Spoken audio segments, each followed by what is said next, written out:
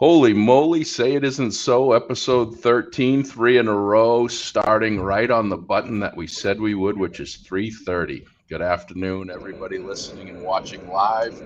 I am one of your hosts, Joshua Peach, here from the Galactic headquarters of Be Awesome.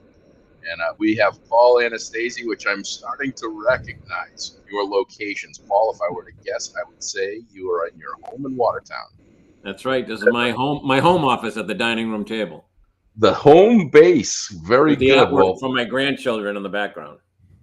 Is there some new stuff up there, or is that the work that was done last time? Every once in a while I get a new one that I have to put up. So it started with birthdays in December, and now it's kind of like, once a month I have to hang something. I don't know if it's the same with grandkids, but with kids, and I'm sure you're going to probably agree with me on this, Paul. It's kind of funny. Your first kid, everything they draw, even if it's on like a menu, we've got boxes of it. Yeah. And then your second kid, you're like, where's that piece of art that he spent 2 weeks on? Yeah. Look at the pictures. I might accidentally, count the pictures that you have of the first one, and then the number of pictures you have of 2 and 3 and 4. I got 5 grandkids now, and the poor number 5, she's getting pushed to the side. love them all, but some of them, you can't keep it all in check. So we've got an awesome guest here. I'm going to tell the kind of the serendipity of how all of this has come into play, and the importance that we keep hammering home, the importance of relationship and the importance of finding awesome people in your life and sticking with them.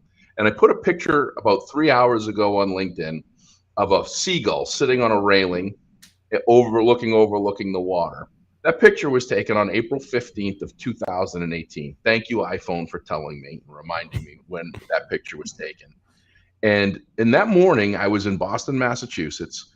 I was getting on a flight, and Carsey Denning, a dear personal friend who we're going to get on this podcast at some point, called me and he said, Josh, you got to talk to this guy, Phil Zito. He's on to something. He's got this business, and he is going to make an impact, a dent in the world. And I said, well, I'm going to San Diego. Let me see if I can schedule a call with him. And I did. I scheduled it for April 15th.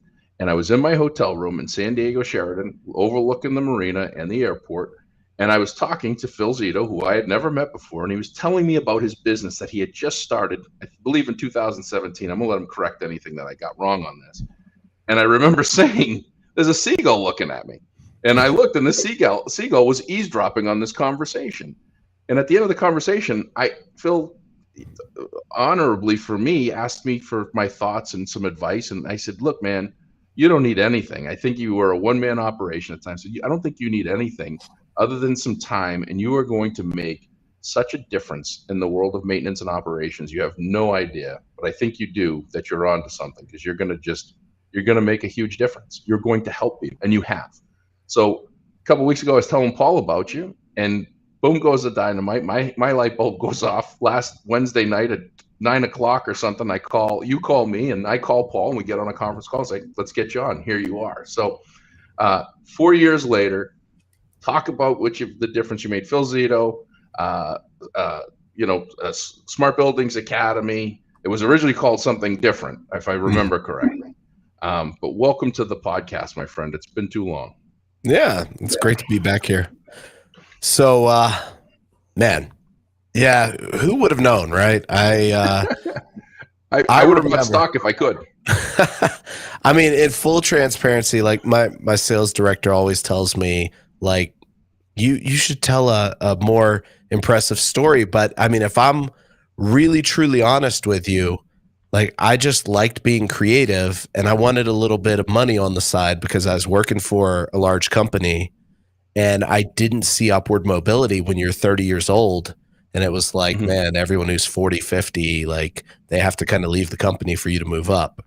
So It started that. I had no idea, and this was like 2012. I had no idea that it would turn into what it turned into. When you and I finally caught up in 2017, that was, several hundred podcast episodes, a book, 2 courses, and everything just happened organically. I have a heart for serving others. I always have, and I like to share and educate folks, and I've been blessed to be good at it.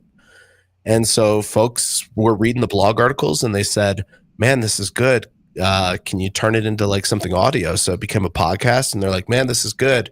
What if you wrote a book? So I wrote a book, and then they're like, man, this is good. What if you created some videos? So created videos, and those became courses. And next thing I know, I got my wife going, you're making more on these courses than you are, on your day job. And you come home and you're excited about the courses and you're dreading going to work. Something's got to change. And so Building Automation Monthly, that's what it used to be called. That got created. That's right. Yep. And then in COVID, we decided to change names in the middle of COVID. We decided to change from Building Automation to Smart Buildings Academy. And that's when things blew up. We did something a little crazy. I saw everyone getting let go and getting downsized. And so we created pick any of our 4 courses and at this time we had 10 courses. I said, pick any 4 courses for $10. I'll give you 60 days access to the course. Hopefully it'll train you in something that you'll be able to go get a job. Wow. And I think like 2,000 people took it. And from that just all of the goodwill that got sown, that blew up into 10,000 people now that have been through the programs. And I mean, it's been a wild ride. And we just started working on some workforce development stuff because I refuse to accept that it takes 5 years to train someone. I mean, I'm former Navy. They taught me to launch Tomahawk missiles in 3 months. Why can't we teach people how to maintain buildings in 3 months? So that's our philosophy now that we're focused on, is taking people who were like working at hotels, who were in IT, who were in hospitality, transportation, and taking them through an online training program and getting them out in the field installing control systems in 12 months or 12 weeks. Yeah. Wow. So the first thing I want to say is, Phil, this is great. When are you going to do a movie? Oh my gosh. Here's your next challenge. Yeah. Well, let's talk about the Smart Building Academy, because I want to dig a little deeper on that. The courses. So you've got. I looked on. So the course you're just talking about, 90 days. I sold software. I have no technical background. You're telling me I could go and take your online course, and in 90 days I could be installing building management systems. Is that? Yeah. I want to be clear because I'm really trying to be very precise in my language. You would be able to go line out an electrical sub, validate that the controls products are properly installed, connect them to a communication bus, map them in, perform point-to-point checkout, and get everything ready for that senior tech to come in, do the graphics, and do the programming. So you'd be able to knock out what is about 40 to 60% of job tasks on a project. Wow. That's amazing. Yeah, it's pretty exciting. And in our industry, especially in public work, there's such a need. We're creating buildings now that, they're smart buildings. I mean, there's no more spanking the coals in the boiler so that it gets through the weekend and keeps heating the building. It's all digital. It's all automated, from lighting to indoor lighting, outdoor lighting, all of it. It's just, monitoring the food service department. It's amazing how smart the buildings have got and what they can do on their own. Yeah, I agree. As long as they have a good master. Now, does that course do that, or is there another course that you have or that you're building for, custodial supervisors and other staff that are not in the smart building controls world right now that they could be? So we have a couple answers to that. So definitely you could go through the workforce development program and train yourself up. It would be a different set of skills. How we approach this is we do a job task analysis, and we, using that kind of Pareto principle concept, we identify the 20% of job tasks that result in like 80% of your labor. And that's how we built out that contractor workflow. We have an owner operator course specific for owner operators. But the thing that makes our workforce, that's an online course. The thing that makes our workforce development program unique is that it's a 12-week course with the online course material, but also live sessions with an instructor every Monday, Wednesday, Friday, and OJT activities, and a workforce development checklist where you work with your mentor at your company and you sign off on these job tasks that you've demonstrated the capability to do these. So we're tooling up one of those for the owner operator industry. I'll be completely honest with you. Outside of the major corporations, like the tech companies, they buy a lot of our training. In the munis, the municipalities, we haven't seen a lot of consumption of training.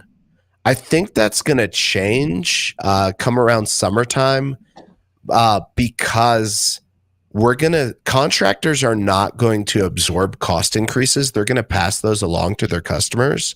And the first time someone's paying $200 an hour for a tech to come out to change a set point or to adjust a graphic, I think they're real quickly going to evaluate their operational budgets. And they're going to say, we don't have money for this. We need to invest in our people. And I'm fully expecting that to be the shifting point, along with the exodus of, as I like to call it, the gray-haired talent leaving the organizations and it not being replaced. So here's my story, and tell me if you have a cure for this, or if not, I'm hoping that it's in your future. In 2010, I worked for the city of Newton, Mass. We opened Newton North High School, all over the headlines because we were the most expensive high school in the state of Massachusetts. It was $200 million to build the high school, 410,000 square feet. It got turned over to us in June so that we could open it for the next September. Contractor was still on site. The building had a mind of its own. That the heat was coming on in July. The air conditioning was coming on. The air conditioner was blowing across to the thermostats that were turning on the heat. The lighting was just totally out of control. You go by at night and the gym was lit up, and it was a green building. It was, environmentally sound, and the neighbors and the residents who paid for it were absolutely wild. So while the contractor was still on site, I had their engineer, the people that they did training for all of our guys to run the lighting. Lighting was our biggest thing at the beginning. And I told the engineer, we went all the way into the fall and we kept them on. We were coming up to Christmas break, and we were still trying to control the lighting from moving in June. So Christmas break for 3 days, I told the engineer, we had no one on the on the campus. And I told the engineer, shut it down.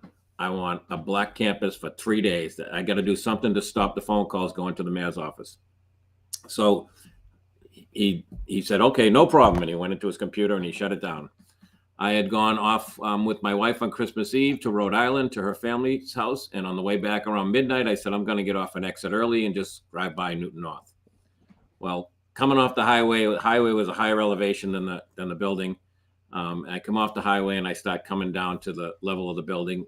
And it was like you see in the movie where you're driving across the desert in Las Vegas and there were shards of light. There were shafts going up in the air. The gym was lit up. The cafeteria was lit up. The front foyer was lit up. And here it is midnight on Christmas Eve. And it was supposedly programmed for 3 days of darkness. So what I did at that point was I wrote a job description for a building operator, so to speak. And we hired someone, and I told him he had some basic background in some programming and stuff. And I told him that, you need to get control of this building. And within a year, he did. And the energy savings alone paid triple his salary. So I don't know if those are things that are in your wheelhouse in training, but it's a real need out there for people in our business, in the municipality business. Yeah. So here's how we've addressed similar situations with universities. Universities and corporate entities tend to be our customers from the owner perspective. We do have some K through 12 that definitely consume our products, but the majority is universities and owner-run organizations. And they come to us with similar problems, either one of two. One is, how do we go and sustain a retrofit scenario or a new build scenario. And the other is how do we implement either an integration or some sort of ESG approach specifically focused on the E and the S within our organization. So how we've approached that is, one, we go and implement our skill assessment on their staff to understand what they do and do not know, to create a benchmark. So the last thing we want to do is either utilize existing training or implement new training that folks don't need. Once we have a benchmark of what they need, we align that to job tasks, performing that job task analysis. And then we look at the use case that they're trying to solve. In your case, you're trying to solve a system that probably isn't programmed correctly, doesn't have proper functional test. The commissioning plan, I'm willing to bet, how do I put this politically correctly, was probably, missed some parts, right? Yep. That's known to happen with lead projects. The commissioning agents some commissioning agents that come on lead projects are less technical than maybe different commissioning agents that aren't just focused on lead. So when it's a highly integrated building, that is a very common issue, what you're experiencing, where you've got a BAS system with its schedule. I'm willing to bet that it was a BAS system with its schedule, a lighting system with its schedule. They didn't define which system was the master schedule. And so you had conflicts, and then maybe you had some like occupancy sensors or something that's tripping stuff. And it's just these two systems battling against one another for which one takes priority. And that's why it becomes difficult to get under control. So how we address that, we evaluate the staff readiness, we identify the issue, we implement training, we implement process and procedure, and that's what educates your team to be able to take charge of that kind of situation. Yeah, because what I found out was that the custodians, it was too far above the custodians. They just couldn't take it on. And as a facilities manager, I had 23 schools in that district. I couldn't be there day to day and doing it. So I needed someone somewhere in the middle that was properly trained to do it. Well, I'm just sitting here listening to this and I'm saying, well, I know there's an opportunity. I know a lot of opportunity for what Phil's doing in growing with school districts, because he's hitting some key points talking about integration, and he's talking about building management systems. He's talking about also in every school district USA, with the exception of two schools that I know of in the state of Massachusetts, Bridgewater State University and Brookline Public Schools. Every school district and university outside of that, a public entity anyway, has this thing called, and I'm not going to be politically correct, is low bid. Low bid wins. And so when you have a low bid, because these systems are millions of dollars, many cases, and you're not putting a whole district or a whole campus online at the same time. So, you put a building up. I talked to a school district here in Massachusetts yesterday. Their high school was built in 1958. It's still there. It still runs on Steam. They've got a brand new elementary school. They've got a 15-year middle school, and they've got a second elementary school that's 25 years old. And every building management system is different. Yep. And for all intents and purposes, what Paul's saying, in my community, I got 7 school buildings, and I can tell you that 4 of them probably integrated for any sort of central capacity to run, that we've got beams of light on midnight at Christmas night, because there's nothing that's been programmed or set, and there's nothing that's been set up for people to actually manage, which is the bigger problem, right? It's these ideas all come into play, and we talk about Paul's Newton North all the time with the best of intentions. Everyone that builds these buildings has the best of intentions. It's the latest and greatest. I mean, I sit here and go, hey, you know what? For $20, I can sit here, go on my phone, and I've got my lamp right there, and I can just go to my phone and hit this button, and boom, the light goes on. Yep. Hey, shut it off. Light goes off. I can set timers. I can do all this stuff, and it can be easier. But these schools there's so much more to them. But people think that, anybody can do it, right? I can control my thermostat, my door locks, my light bulbs. I mean, look, I got light bulbs, switches, thermostats, door locks, my irrigation system, all my Wi-Fi, and my garage door opener. Yeah, I can open my garage door in Florida. Right. From my phone here in Mass. So the perception is it's easy. But when you get into a school building, It's a lot more complicated. And Yeah. up until recently, everything was proprietary. Yeah. So we have decreased staff through great resignation, through people getting paid this $200 an hour rate, which you and I talked about last week, that I'm like, people are going to get even more than that. And Mm.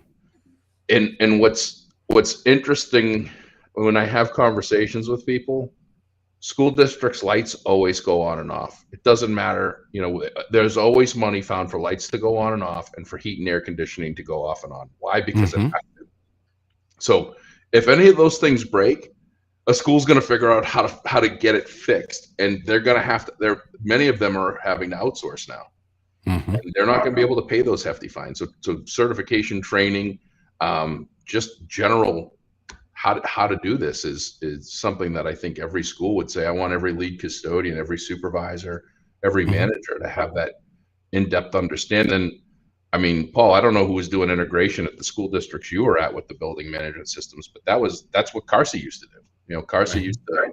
used to bring in an automation appliance and connect the dots between 3, 4, 5, 6 different controls, so that it was just a click of the button to set those points, and even that was difficult. Right. Yeah. I mean, one of the things we do from a very tactical perspective that your viewers can take and apply to their organization, whether they ever work with someone like us or not, like they could do this tomorrow. And as long as they are able to couple the facility staff to the construction staff, that's one of the big breaking points, is the construction staff doesn't talk to the facility staff, and then a building gets executed and it's get handed off. If they can get a little bit ahead of that in their capital plan or their summer retrofit work, and they could say, okay, these are the key job tasks that we have to be able to do. Like, for example, scheduling lights, turning on the building, being able to tell maybe with a space temp report what spaces are good or bad. Well, if they can figure that out and they can list that out, maybe pick the 5 to 10 tasks that are key tasks, then either in the contracting training or just paying a contractor or someone like us to facilitate it, you get that training. You record someone literally doing those exact tasks.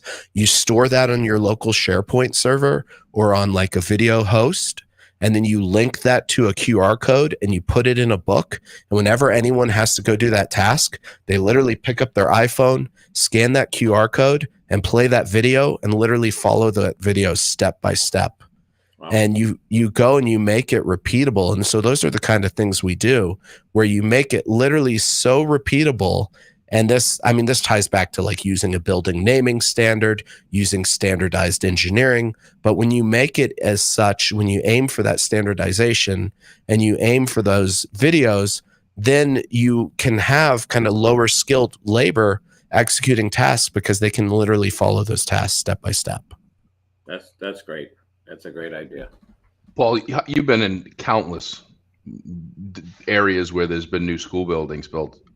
Is this typical? Are you seeing that in the planning with the construction team that these are requirements that are supposed to be fulfilled, or is this something that's a missing piece? That It's again low bidder, and a lot of time when it gets to the training part, they're on their way out. They're already their minds are on the next job. So they're giving us minimal training or what looks good to us. And there's been a lot of resistance with the union contractors of being filmed. That was going to be my next question. Yeah, I found a lot of resistance there. But we are involved here in Massachusetts now. We, as an organization, the Mass Facilities Administrators Association, we went to the state and pushed to make sure that the facilities manager is part. If you're going to get state money for your building, the facilities manager has to be part of your building committee. And that, because before we weren't being included. The Newton North again is a perfect example. They called me, in March before we were going to open the building in June, and told me that we had a problem that we didn't have any sinks in the custodial closets. We had one slop sink in the whole building, 410,000 square feet, one slop sink. And it was in the theater. It was for washing paintbrushes for the kids. So, and because there wasn't a facilities director part of the planning. But I just got a really quick funny story before we get too far off the lighting story. My boss was going to a meeting. He's the operations director. He was going to a meeting in Newton North with the assistant superintendent. He pulls down the driveway, pulls into a staff parking spot, and he's getting out, and this high school kid comes screaming down the driveway in his hot rod. He skids into a parking spot to pick up his girlfriend, and the girl's coming out of the school, and my boss, he's a big, sizable guy. He goes over and kind of leans on the car and says, listen, you got to, drive a little slow when you're in the school zone. You're on school property, and you can't be flying. And the kid says, who are you? He says, I'm the operations director. I'm in charge of all the facilities. He says, so you're in charge of all this facilities-wise? My boss says, yeah. He says, then why don't you fix the damn lights? Oh my gosh. Wow. My boss says, I got nothing. He said, I nothing to say at that point. Yeah. Kid picked up the girl and drove off. That's funny. Yeah. So you've got a crystal ball, Phil. I believe you have it. You probably, may or may not know it, but I think you were, from the first time I met you, I felt like you were kind of a visionary with a lot of this stuff. You were doing something that I didn't know anybody else was doing. If there are anybody else doing it, you're it that I can see that's out there and visible. You kind of alluded to, hey, people are going to get tired of paying $200 an hour, and and you've said a little bit about municipalities. Where do you see this programming, the stuff that you're doing? How for lack of I don't want to say how big, because that's going to be associated with profit and everything else, but how many people can you see yourself impacting in the next 5 years? And then secondly, what do you see as far as how wildly needed is what you're providing for training? What's the different number? Like, we're short. In the United States, people say, because I associate things with sales because that's been my career. People years ago said the number of salespeople that that there would be in the country was going to be a couple million when there were 17 million. And as of today, there's roughly 3 million open sales positions in the country. So that person was wrong. But what do you think that the need is, and what do you think the capacity is for what you're providing? So I would be at y'all's mercy to speak for the job recs open for the O&M side, but just from the contractor side, you're looking at any average time period right now about 100 to 150,000 open technician jobs, not programmer, not engineer, but technician, just installing technician. We're in our second cohort of workforce development because of the model that we have with it being live online. We can facilitate almost limitless amounts of students because, that was the big break for us, is that I looked at the programming world, and I'm talking software programming world, and there were code academies, and they were doing these accelerated academies, and a lot of them were live online or asynchronous online. And our industry has traditionally been in-person training, 5-year apprenticeships. But I said, why can't we do this in less time? So as I look at the future 5 years out, specific to your question, 5 years out, we are going to not just be in building automation. We're also going to be in lighting, access control, AV. I think conveyance will probably avoid life safety just due to the NICET requirements of that. But everything else, we're already in talks with folks to expand our programs into those fields. I project, based on our current sales velocity, that getting to 50 to 100,000 students would not be too terribly difficult to do because the content's already there. I'll tell you that the big areas I see our business expanding. I literally just came off a sales strategy call and vision strategy call with our director of sales. I see us with an app that electricians and technicians can use, and they're like, how do I install a thermostat? They open up the app. There's a step-by-step video on installing a thermostat. How do I mount an actuator? There's a step-by-step video on how to mount an actuator. And we've already got those videos. It's just putting it in app format. Yeah. The final thing I see us doing is becoming that sourcer of talent to the industry for net new talent. I have no desire to step into the recruiting space, but we can definitely, we've proven in this first and second cohort that we can take people who have no field experience and turn them into field technicians. Then it's just a matter of us marketing that to the industry. And once the Johnson Controls and Trains and Siemens, who are hiring 1,000 to 5,000 technicians a year, once they see that we can take people and get them in 3 months versus a 2 to 4 year trade school, I mean, that is scary to me, but it's also exciting to me. It's scary to me because growth will come really quickly. And while we're positioned to scale with that, it's at the same time, it's like, man, what are we going to then do next? Because that opens up a lot of revenue opportunities. You make it, to me, you make it sound so easy. and all I think about is how fast everything's changing, and IT changes, and all of that stuff changes, and you're doing it.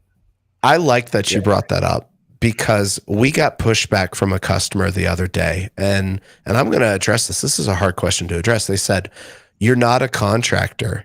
You're not installing stuff day by day. How do you stay up to date? And this sounds a little tongue in cheek, and I try to temper it. But if you look at what, and Josh, you've got a software background. If you look at what IT is doing in the building space right now, I mean, that's really 20-year-old technology. We're starting to talk about IP controls. We're starting to talk about cloud. We're starting to talk about analytics. That stuff's been around in the industrial space and in the data center space and the medical space for decades now. So there's nothing new under the sun. So teaching that, where I find the OEMs do an awesome job of teaching their products. We have no desire to step into the product space. Where we excel is we teach people how to tune PID loops, control theory, HVAC theory, electrical theory. These are things that you get a mechanic and put them into controls, but they don't know electrical or IT or BAS. Or you get an IT guy and you put them in controls. They don't know HVAC, electrical, or BAS. We give them the core skills and the processes so that they can do their job. And then we let the OEM take care of the, software specific training. We don't step into that. That's what changes. The software changes every 6 months. The IT, the electrical, I mean, how you wire a relay, that hasn't changed since, I was first in the Navy. A parallel circuit's a parallel circuit. It doesn't really change. That's amazing. You just hit,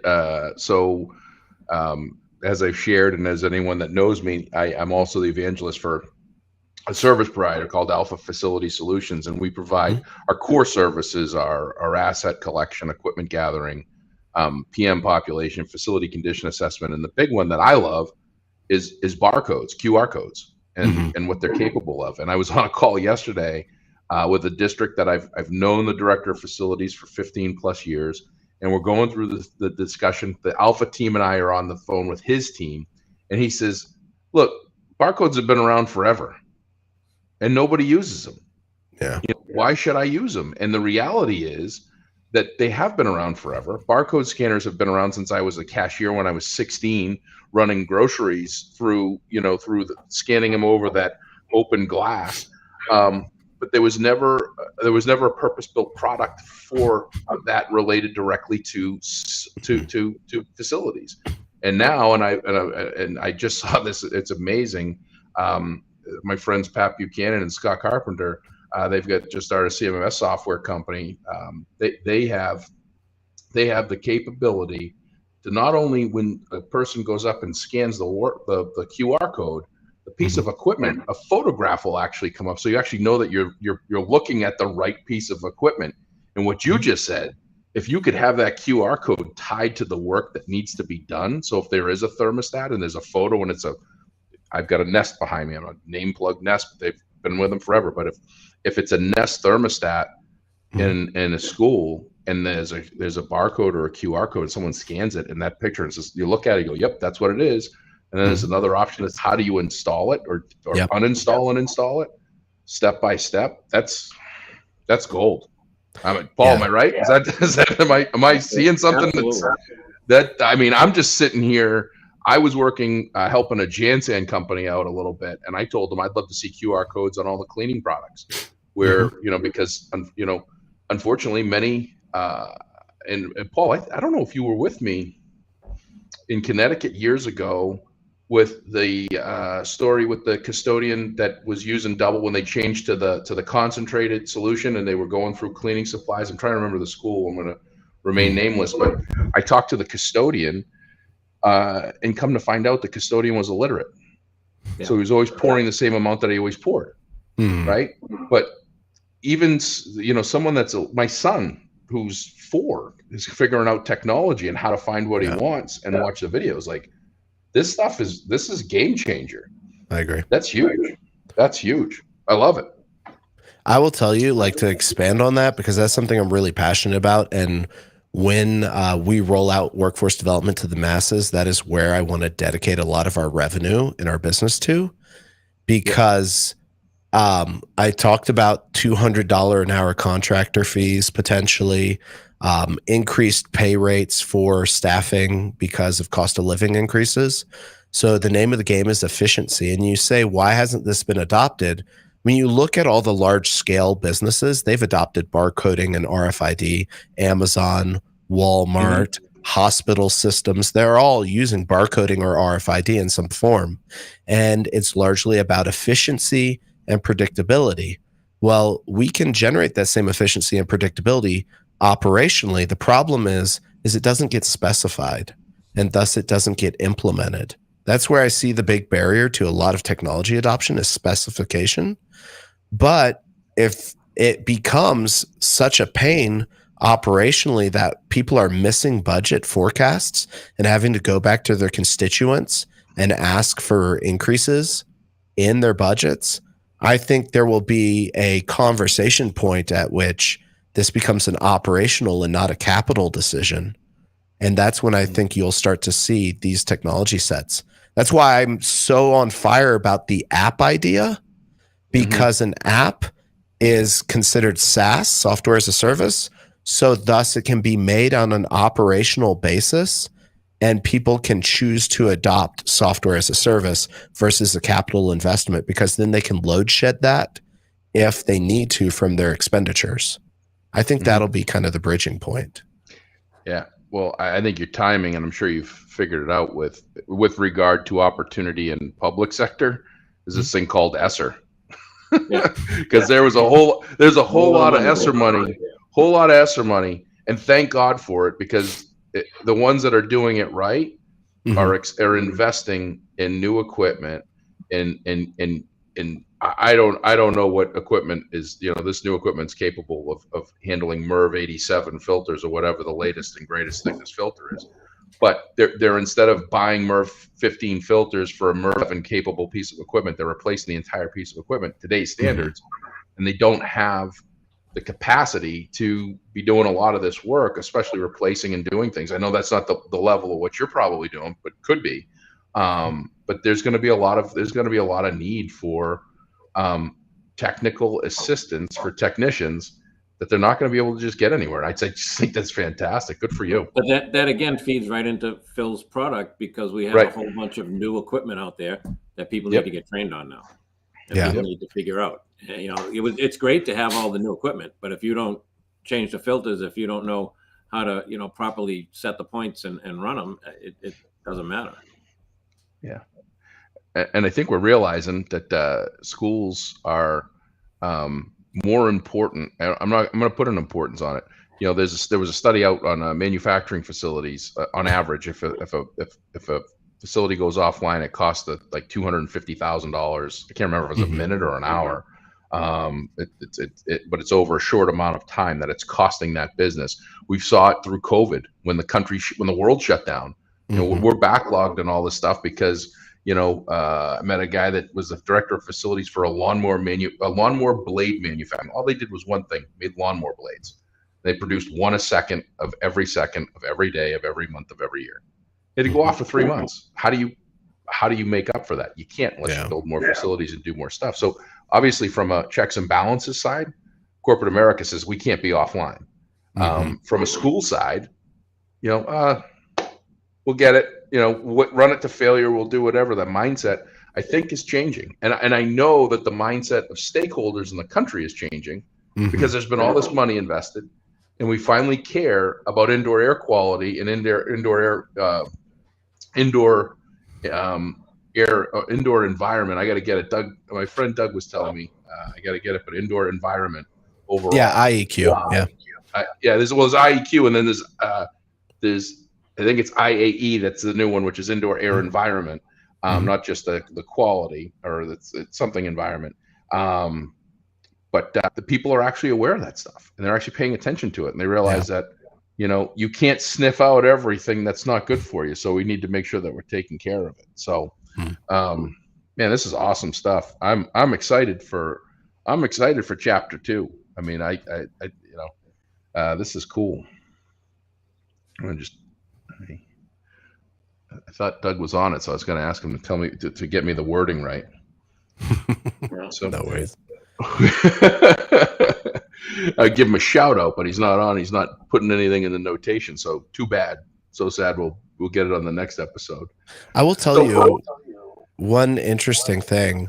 So the whole creating like video of processes idea, that actually came about, funny enough, because during COVID, couldn't get to job sites and was like, okay, how are we going to film videos of installing sensors if we can't get to a job site? So I'm like, okay, I'm just going to go on YouTube, and with fair use policies, if you're narrating a video and it's a direct stream from YouTube and you're not like downloading it, you can share a video. And I was like, okay, I'm just going to narrate like a product video. I'm going to go to Cetra's website or whoever, and I'm going to watch their installation video and narrate it and provide feedback.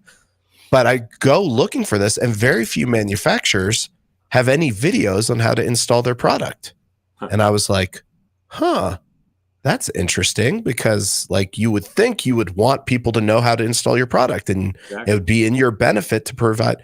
So that actually is why we started creating installation videos on how to, install a thermostat or how to install an actuator, because there weren't those videos in existence. Why do you think that? Why do you think that the manufacturers don't have those videos accessible? Just out of curiosity, because I go to YouTube for how-tos and everything, and I'm thinking about what you're saying. Most recently, I've got a Bosch microwave, over range microwave, that when you open it, it sounds like it's running. I feel like I'm getting microwaved myself, and so through the process of YouTube videos, I was able to find out that it's a latch inside when you close the door that's broken, and I have to get a part. But now that you just said that, there wasn't a single Bosch like approved or Bosch video. It was like Joe's Appliance in Kalamazoo that was just showing this video. So I think it's two things. They don't take the time. They don't take the time to do it. I think it's that, and I think it's who's doing it. If you go to an Amazon or you go to a Google and you're talking about like I don't want to say the A word because it'll start making noise. Yeah. But you talk about like an Echo, or you talk about like a Nest, they have a vested interest in the consumer being able to install that and install it easy, because then their entire ecosystem, they drive purchases through the Echo, they have it interlocked, they have the Echo Dot, and that automatically purchases new detergent. There's a whole ecosystem structure. When you look at the commercial sector, a company, especially if they have their own contractors, they don't necessarily have a vested interest in other people knowing how to install and service products. So they would like to keep that in-house. I'm making assumptions. I think it's a good assumption. In-house to their existing contractors who they expect to know how to do this stuff. So they expect that they shouldn't have to teach people. Would it impact a warranty or a coverage for someone to do it opposed? I mean, what you're talking about is equipment that doesn't have some things have a requirement. Like I'm going to replace my oil tanks, right? Those, and that's not mechanical, but it's oil tanks. But they have there's certain codes that have to be met, and I can't go and buy 275 gallon oil tanks and take the old ones out and put the new ones in, right? I can't do that. So what you're talking about is equipment that technically anyone can install or work on, but people just aren't. So I'll give you the legal language we were told to use.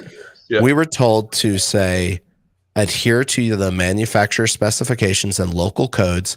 This video is meant as a resource to give you guidance on best practices in installation, but defer to your installer's documents and any pertinent local codes, and follow, appropriate electrical safety, that kind of stuff. So we say that at the beginning of a video, and then it's meant as guidance. I mean, it's like you could go to trade school and they can show you how to install a compressor, but you're not going to go install a compressor and come back to your trade school and say, I installed it wrong.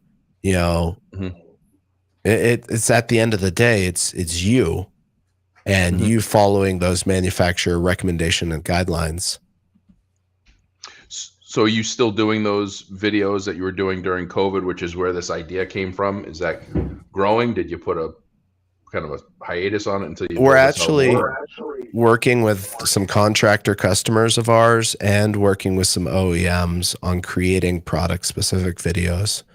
And we'll have more about that rolling out probably towards the end of this year. But yeah, the goal, the ones that are doing it and doing it well, just make it simple. Exactly. I myself, I have a remote cabin in the mountains in New York, and I put in Ring cameras for when we're not there on the outside, and it was plug and play. I mean, it talked to me. It told me what to do. I mean, I can do basic wiring, black to black, white to white, taking off spotlights, putting up a Ring camera that has lights on it. It even told me when I was being impatient. I mean, it says watch for the blue light, and when the blue light's done, the program will be done. And I'm hitting buttons saying, when are you done? When are you done? And it came back and told me Rome wasn't built in a day. That's right. Yeah. So that's the how far the programming has come, and it was just so simple that I think that most people could do it. Well, this is great. This is I think this is while not something that's widely in our world yet, I see a massive opportunity for you, especially in today's workforce needs in the education and government space. So anything I can do to help you, what we can do to help you to expand that, because I think you would provide a lot of help to the people that we want to help with some of these solutions. So this is fantastic. Paul, you only had a couple stories today. And we haven't seen you in the remote cabin yet, so we're gonna have to. No, that's coming up. That's coming up in a few weeks. We're gonna broadcast. I will be broadcasting from the confines of the log cabin. There you go. No. Yeah. Well, that's awesome. And am I missing anything? You missing anything, Paul? I think this was. I don't want you to miss a shout out if you have one. I have one. I have one, and this is a special one because I have a question for you when I'm done with it. So this one comes to us from March 11th in Crystal Lake South High School, and I believe it's Illinois. And school officials are hailing a custodian at Crystal Lake South High School for saving the life of a student who began choking during lunch period. Mike Cruz, a custodian at Crystal Lake South High School, was in the right place at the right time on February 18th. Lunch was just starting. I'm going to come down. This is where I can relate, and then I'm going to ask you about this next part, Paul. The student said, I took my first bite and food was lodged in my throat. When I swallowed, I couldn't talk because I was choking. Bennett reacted calmly. That student stood up trying to dislodge the food herself and then realized she needed to find an adult immediately. She was struggling to breathe when she approached Cruz. So she said, I thought I had to vomit. So I grabbed a trash can and then realized, or he said, I thought she had to vomit. So I grabbed a trash can and then realized choking. I tried to vocalize what I was going to do. I told her I was going to pat her on the back a few times and see if that helps. Pat her on the back. That's such a gentle way of the Heimlich. I mean, so nothing happened. So I said I was going to try the Heimlich. It didn't work the first time. I know that feeling. Yeah. The school security officer walked up and made a call over the radio to the school nurse. Cruz performed the Heimlich maneuver a second time, which I can remember that as well. And the food came out. He grabbed a water bottle for the student as the nurse and vice principal arrived. Bennett was taken to the nurse's office to be evaluated. This is the part for you, Paul. The Heimlich, this is from the student. The Heimlich didn't hurt like I thought it would. He just helped me out when I needed him. I haven't really seen him around, and I would thank him for saving my life, she said. Now, I thank you regularly for saving my life. Yes, but her experience sounds a whole lot different than mine because I drove home that night with 2 broken ribs. Yeah. What? That was like a gentle walk through the park. I didn't tell you I failed that class when I took basic first aid. Well, they say that if it's done properly, that a broken rib is possible. But I got 2, so I always give you credit for doing it really good. But geez, it sounds like she had a really pleasant experience of choking. I'll have to remember the pat on the back too. Well, I think that's what the difference was. I think that the pat on the back was calming and relaxed her a little bit, and then everything else just came out all right. So. But no, I did a search this morning, and that was the first story that came up. And I says, I got it. And when I read it, I'm just like, this is like a bed of roses right here. I gotta do this one. This was a good one. So yeah, you'll like next week, and I've got some exciting news hopefully to share with one of our past recognized M&O heroes that I'm hoping I get to meet in person this month. So. Random strange things happen, and I get interesting opportunities. So I hope to be able to share that with you guys later this month. So I think that's it, Paul. We good? Phil, we got you. Phil, how do people get a hold of you? How do people get a hold of you? We're on LinkedIn. We're on Facebook, Smart Buildings Academy. Also, smartbuildingsacademy.com. You can call our 1-800 number. You can contact us via the contact form. Hit us up on LinkedIn. Hit us up on Facebook. Yeah, we're pretty much everywhere. Phil, big fan, as you know. Thanks, and have guys. been and following you along. Can't wait to see what's next. Do keep us up to date with everything. And I'd love to, at some point, I would love to get one of your hospitality workers that has no experience on one of your shining stars that comes out of your 90-day program to get a hands-on feel about that. So, be waiting for the next call. So appreciate you giving us some time here. Like I said in 2000, back in 2010, where were you when I needed you? Now I know where to go, and Yep. I know there's a lot of need in our industry, and I appreciate what you're doing. I really do. Well, thank you, Paul. Yeah. Well, that's going to do it for this episode. Another awesome one, as always, able to tie in and connect with people from my past through 25 plus years of experience in this industry. We're only going to bring you the best of the best. Paul and I are hitting the road. We're going this past Monday night. I came up with a wonderful idea. I'm going to be in Ohio. We're going to see Jim Rowan and the 1,500 attendees at his conference that he's got lined up for Columbus, Ohio. And Monday night, I texted Paul because I said, why the heck are we going to do episode 12 virtually with Jim and not be able to see him in person together? So Paul got a plane ticket. We're jumping on a plane, and we're going to be in Columbus. We're going to do an in-person podcast or two, hoping to have an interesting one for the maintenance world. We're hoping to do one on finance, the importance of getting your finances right in the M&O world, because we've met a lot of really wealthy maintenance and operations professionals in education, and they're not making millions of dollars a year. They're just wise with their money and doing the right thing. So Paul's a shining example of it. I mean, he's got, I mean, I think every time we talk, he's got not only a different hat, he's got a different house. So, I mean, if that's not a showcase example of what's possible, I don't know what is. But right. We're going to be facilities directors wear many hats. Remember that. Yeah. Well, I got to tell you, I'm going through the hats. I think I've got someone. The first line I had on the hat was 7 months that it was going to be the turnaround time. Supply chain is tough, but working on the hat giveaway for Paul's impromptu idea. But as always, we really appreciate the 5-star rating and reviews. We had over 1,300 downloads on Sunday. We don't typically get that many downloads in one day, but our downloads and our follows and our subscribers everything has really picked up. And those 5-star rating reviews on podcast platforms really make a difference for us. So if you can hit that 5-star rating and review, please do. If you feel comfortable doing it, meaning we're doing a hell of a job. If we're not, email Paul, because he's the complaint department now, and I got him an email address. It's paul@beawesome.com. Paul@beawesome.com, and it's a 3-year deal on the email. So he stuck with me for 36 months. So send Paul@beawesome.com suggestions, ideas. If you like what we're doing, great. Let the world know. Let us know. For not doing that, let us know. We'll see what we can do to fix it. Or Paul might send you a computer virus. I don't know. It's his email, not mine. So with that said, remember, if you can be anything, be awesome. Have a great day, everybody. Bye, everyone.